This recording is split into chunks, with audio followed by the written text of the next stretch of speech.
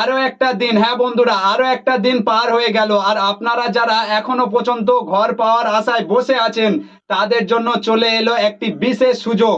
যদি আপনি এখনো পর্যন্ত সরকারি ঘরের টাকা না পেয়ে থাকেন, অথবা যদি আপনি প্রথম কিস্তির টাকা পেয়ে থাকেন, আর আপনি যদি প্রকৃতপক্ষে ঘর পাওয়ার যোগ্য হয়ে থাকেন, তাহলে আজকের এই ভিডিওটি আপনার জন্য জরুরি।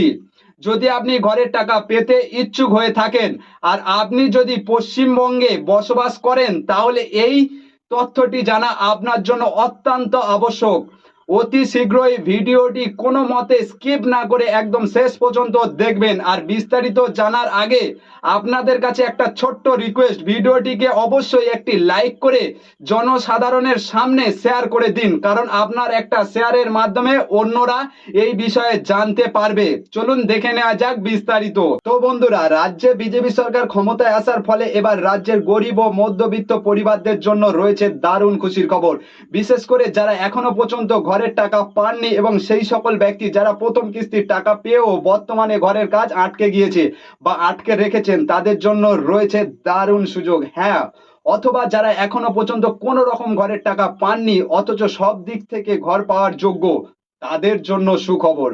প্রথমত, পশ্চিমবঙ্গের তৎকালীন সময়ে আবাস যোজনার এই প্রকল্পটি বন্ধ ছিল, কারণ তখন রাজ্যে ছিল তৃণমূল সরকার আর কেন্দ্রে ছিল বিজেপি সরকার, যার ফলে তৃণমূল সরকারের আমলে প্রধানমন্ত্রীর আবাস যোজনার কাজ বন্ধ করে রাজ্যে শুরু করা হয়েছিল বাংলার আবাস যোজনা। কিন্তু বর্তমানে রাজ্যেও বিজেপি সরকার এবং কেন্দ্রেও বিজেপি সরকার, অর্থাৎ ডবল ইঞ্জিনের সরকার সমর্থক। কেন্দ্রীয় প্রকল্প এবার সরাসরি বাস্তবায়িত হতে চলেছে পশ্চিমবঙ্গে। মূলত যারা প্রকৃতপক্ষে ঘর পাওয়ার যোগ্য, সেই বিপিএল শ্রেণীর মানুষের মুখে এবার ফুটতে চলেছে হাসি। শুভেন্দু অধিকারীর তরফ থেকে পরিষ্কার জানানো হয়েছে যে বাংলার প্রকৃতপক্ষে যারা ঘর পাওয়ার যোগ্য রয়েছে, তারা যদি সঠিক নিয়মে আবেদন করে, তাহলে তাদের পক্ষে এবার সরাসরি অনুমোদন দেওয়া হবে প্রধানমন্ত্রীর আবাস যোজনা। হ্যাঁ, আপনারা একদম ঠিকই শুনেছেন। নতুন সরকার গঠনের পরেই প্রথমে জানানো হয়েছে যে বাংলার আবাস যোজনায় যারা ইতিমধ্যে প্রথম কিস্তির টাকা পেয়েছিলেন, তাদের দ্বিতীয় কিস্তির টাকা দেওয়ার জন্য প্রথমে একটা কড়া ভেরিফিকেশন বা যোগ্যতা যাচাই প্রক্রিয়া চলবে। যারা প্রকৃতপক্ষে পাওয়ার যোগ্য, তাদের আগামী 7 দিনের মধ্যে এই ভেরিফিকেশন শেষ করে পরবর্তী টাকা দেয়া হবে। আর যারা অযোগ্য, অর্থাৎ যারা জালিয়াতি বা দুর্নীতি করে অন্যায়ভাবে ঘরের টাকা নিয়েছেন, তাদেরকে সেই টাকা ফেরত দিতে হবে। এরপরেই চলবে মূল ভেরিফিকেশন, এবং যারা প্রকৃতপক্ষে ঘর পাওয়ার যোগ্য, শুধুমাত্র তাদের দেয়া হবে প্রধানমন্ত্রী আবাস যোজনা থেকে ঘর তৈরির টাকা। ঘর পাওয়ার জন্য আপনার কি কি প্রয়োজন পড়বে? 1 নাম্বার, আপনার একটি ডিজিটাল ভোটার কার্ড থাকতে হবে। 2 নাম্বার, আপনাকে অবশ্যই বিপিএল শ্রেণীভুক্ত বা গরিব শ্রেণীর হতে হবে। 3 নাম্বার, আপনার নিজস্ব নামে বাড়ি বা নিজস্ব নামে জায়গা থাকতে হবে। 4 নাম্বার, এছাড়া মূল 2026 সালে ভোটার লিস্টে আপনার নাম থাকা আবশ্যক।